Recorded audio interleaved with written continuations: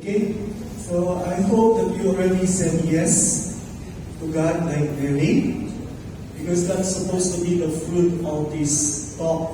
This is the fruit of our faith. Mary, not only Mary, but Mary's yes. I hope that narinig ba ako? Okay. So I know that I am not my penmanship or it's not good like Darwin, so I asked the help of the computer to do the right things. Ay, sorry, hindi pa na pasensya, hindi na distribute. Okay, thank you. Sandali lang talaga. Okay.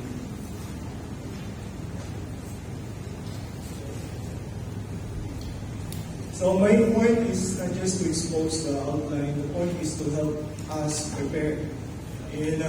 Wow, this is like a marathon. We are doing spiritual marathon because imagine in 10 minutes, you are going to do the one point of the talk. Imagine, are you kidding me? So maybe that's only in verbal play. When the talk is prepared for 1 month, we are preparing it only for an hour. Imagine, an hour one. We try.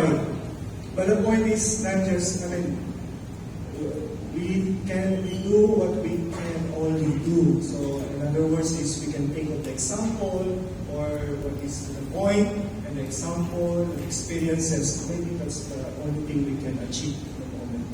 So we can, just when you start to say, when I met Bong when I was 12 years old, abutin ka na, was like 40 years old na, at 40, 50 na pala, so less talking na pala po, let's go. So I will present to you the outline of this truth of faith, Mary, and especially Mary's yes.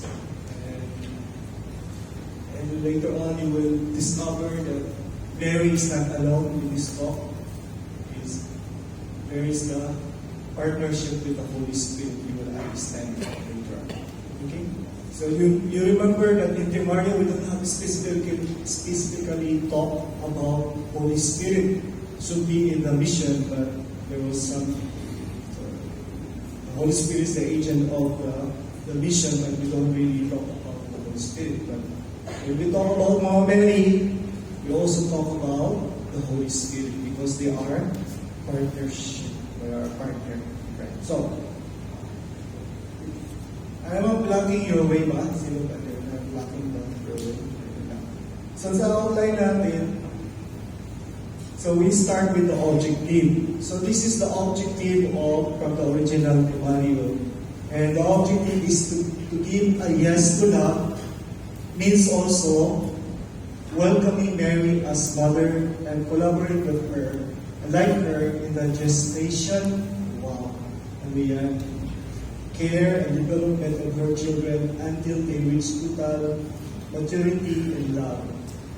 And she is our example and model of faith, humility, and availability to receive the project of God.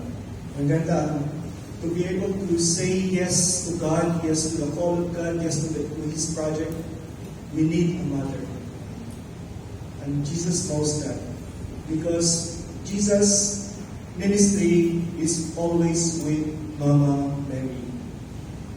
Though Mama Mary was the disciple of Jesus, but Jesus also learned from Mary, actually. And the reason of that is that Mary is not God, but Mary was the dwelling place of the Holy Spirit. Since from the Annunciation, hindi nawala, di ba? Mary received the Holy Spirit. Kaya makikita natin later on the importance of Mary who decide when is the time of Jesus to do God's will, the Father's will. And then there's another objective. This is found in our missionary kit. Verbal Day missionary kit. Who has the missionary kit? Verbal Day missionary kit is maybe not all have. Okay, so the objective is much simpler. God was to give us His mother so that with her, yes, we may continue His incarnation with a transcendence that lasts for generations. So to be able to persevere, to be able to incarnate Christ in our life. So Mary was given to us. And this is more or less the objective of GAPS that we were. There's also, how do I convince them to say yes? And if they're afraid, Mama will help us. Okay? Okay ba? It's clear ba? Where we are going. So, of course, we start with 0. Point 0 means link. This is the starting point of the link. But we know that the link comes from the previous talk. Actually, it was not, it's part of the talk, the last one that Bell gave us, because it is inside the means of perseverance, community, exactly. It was explained to us that the talk that Bell gave to us is part of the bigger talk, the means of perseverance. Community as the means of perseverance. Okay. So Gabs was sharing to us how nice we have all the means that we can persevere. The prayer, school of the word, retreats, recollection, and then the means of the community life, the revision of life, the exercise of the cross, the means spiritual direction. Well, we have privilege because this community is also, we have priests. We can go for confession. And then the means of mission. But yet, in all of these means, sabi ni God sa atin, imagine natin yung how the apostles persevere because they don't have the same we have, the Spirit, all the theology. That's why Jesus gave us Mom Mary. Another gift He has given us. Jesus gave us another gift. First is the Holy Spirit. Second is Mom Mary. To be able to persevere. But actually, for me, it was not in the talk, but when you enter to the life of Mary, they are always in tandem with the Holy Spirit. Okay? Sorry sa mga organized ng School of Apostle, bakit in-insert na si Holy Spirit? Because you will understand later. So, Jesus gave us Mom Mary, another gift for us to persevere. A very special gift for us to persevere. Through her, Jesus also able to persevere. So our point of preparation is we will start as far as I was told is we will start with the point number 1. So in Timario, in every talk, for us to, maybe I'm a bit 5 minutes. Okay. So 5 minutes explaining. It's 5 minutes already. Yeah, okay, I'll say it. 5 minutes explaining and 10 minutes more. So in Timario, just to give you an idea, I mean this is my framework. The Timario, every talk is developed in four. Well, there's a link, but there are 4 stages or what, why, how, and for what. Or you summarize it in 3 stages: ideal, conversion, and projection.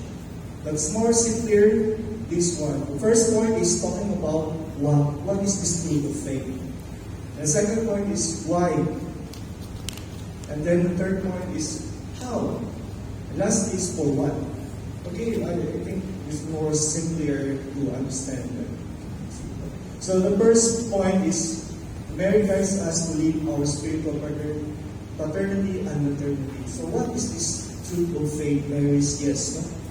That Mary, through Mary, when Mary was given to us, we realize that the mission is not just preaching. That the mission is actually about parenthood. And the best person who can teach us that parenthood as a spiritual parent is Mama Mary. Okay?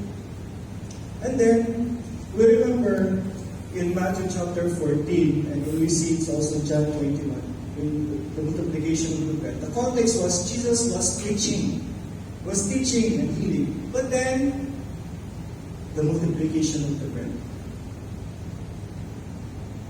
So Jesus is not just a spiritual father. He cares also for the stomach.